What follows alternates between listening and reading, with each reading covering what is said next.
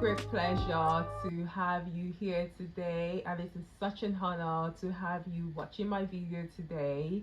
And thank you for watching my videos. I do appreciate.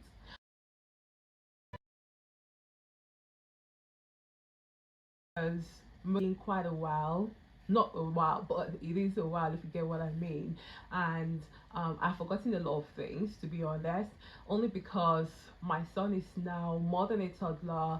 He goes to school now, and therefore when it comes to baby stuff, I'm not too conversant with what's new, but I do remember the things that I really wanted to get and how I was able to cope without them.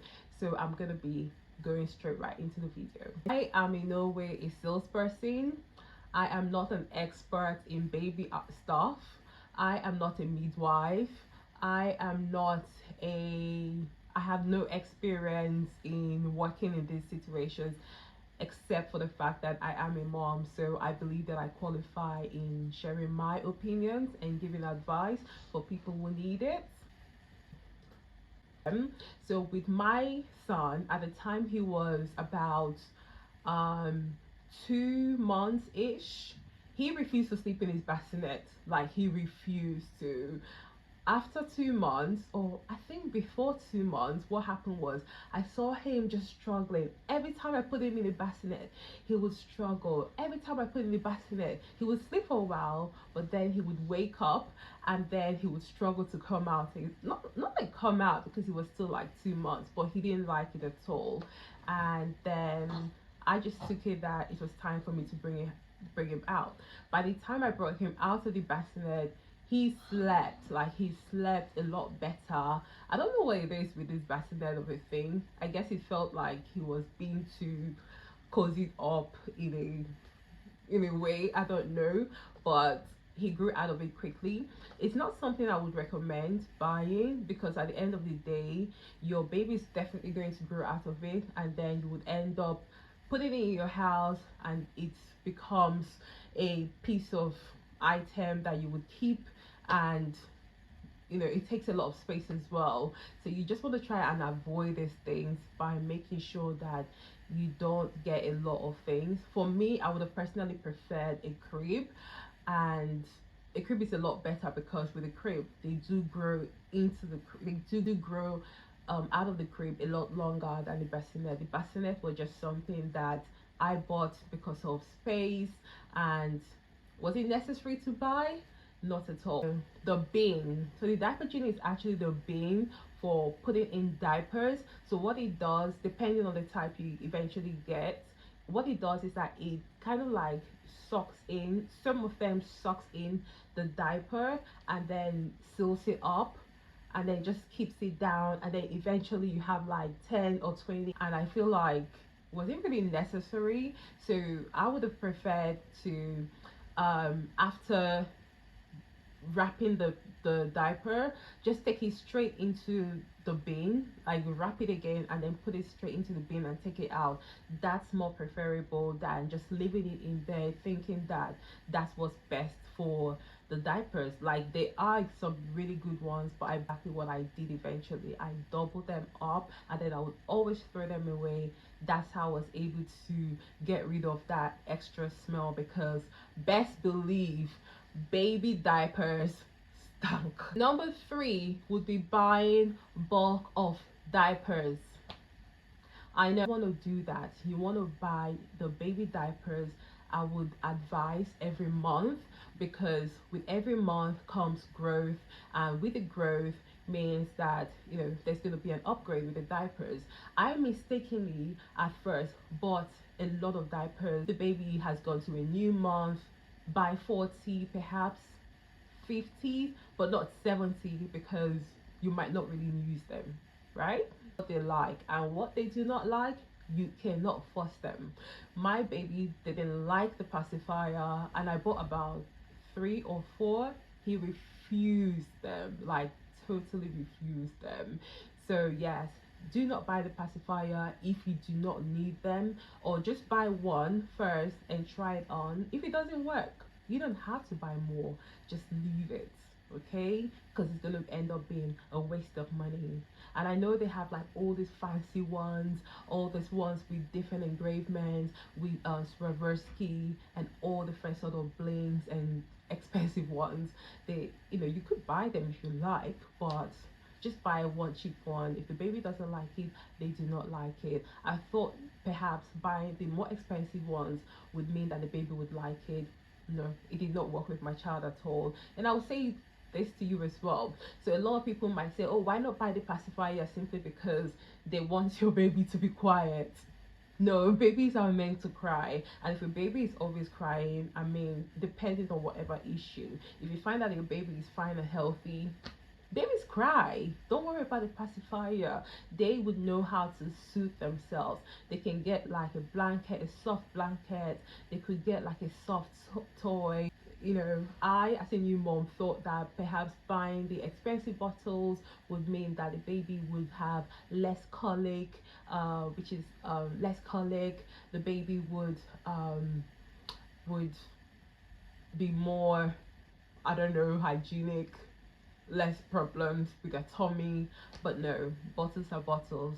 Buy according to what you think you can afford. I'm not kidding. Buy what you think you like and buy what you think you can afford. By all means, buy something that you have totally read. So what I initially do is that I would read the bottle, I would read the description and see what it says. If it's something that I do like and I can afford it, I buy it. And buy all this 50 as opposed to the pacifier, because and buy all these £50, £100 bottle for colic, buy 5 bottles in one. You do not need them. Let me tell you what they do. So they have like 7, 8, 9, even 10 bottles or 5. Fancy these bottles and that bottle. They tell you for colic. Every child is going to have colic. Every child is going to have one issue or the other. The type of bottle you use does not determine if your child will have less. People do buy expensive stuff and their child end up having whatever a child is meant to have. So please do not be pressured into buying expensive stuff simply because you think it's going to help your baby. Babies will cry. Babies are going to be fine. And then they will grow out of it. And then they're going to be big, like my child, running up and down, telling me what he wants and what he doesn't. Everything takes time. Not the least, definitely not the least, it's going to be the baby wrap. Not baby carrier, but the baby wrap. The reason why I chose the baby wrap is because I don't know if it's mistakenly. So I went to the store and then I bought a baby wrap and I was thinking, oh, this is so fancy. I'm gonna put it on. I tell you what, I didn't really use it because it was so long. The description of how you're meant to use it was just so long, so overwhelming. I didn't know how to use it. Like I literally didn't know how to use it, and I ended up just not using it at all because it was like this long, and oh gosh, it was really funny because nah, that wrap of a thing, just leave it for the people who need it, okay? So I, as you know, I'm Nigerian, and as a Nigerian girl, we have our ways of using those things. I got a wrapper. Actually, I was gifted a wrapper, and ever since I was gifted that wrapper, that was what I used till my son is 4. I think from time to time, if we want to like play or whatever, I tell him, come on my back, and I still use the wrapper on him. The wrapper is the best. Please, if you can, let me know. I'm gonna show you a description of how you can use the wrapper for your child, because that wrapper I eventually got a baby carrier, and I will tell you this: get a baby carrier during summer. You don't need a wrap, you don't need a baby carrier for outdoors during winter, because you're going to be putting on your jacket, your child is going to be putting on their jacket. Who's going to wrap who? How? You would need it indoors or during summer, but not like outdoors, right?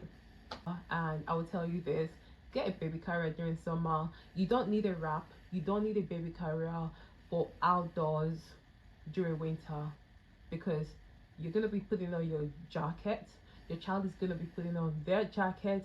Who's going to wrap who? How? You would need it indoors or during summer, but not like outdoors, right? So these are just some of the items that I personally think that it's not really necessary. Let me tell you, fun fact, there are thousands, when I say thousands, there are thousands of baby items in the market, new items every day that is being introduced into the market, and I promise you, you don't need all of them. So this is for moms who are overwhelmed as to what they need and what they do not need. You don't need all of those things. That is because you will do just fine. Your instincts will definitely tell you what you need and what you don't need, and what you don't have, don't worry about them. Just make do with what you have, and you will see that in no time your baby's gonna grow and everything is gonna be fine, right? Don't be pressured. Please do not be pressured into buying all of these fancy bouncy things and bouncy that. Don't be pressured into buying them. Like I said, in no time your baby's gonna grow. Babies grow every day, like every day. So I will tell you, do not be pressured. Don't feel overwhelmed. Take your time. Don't be pressured into buying things that you don't need. I know I've said this over and over again, but you'll do just fine. And congratulations to all the new moms out there. Those of you who are expecting, those of you who hopefully will get your own baby one day, and every mom out there, every woman out there, thank you so much for watching this video. Please like, subscribe, and share my video, and comment also. Please give me a comment on the type of videos that you would like to watch, and if you would also like for me to demonstrate how to use the wrapper on your baby. I appreciate you, and I'll see you in my next video. Till then, bye.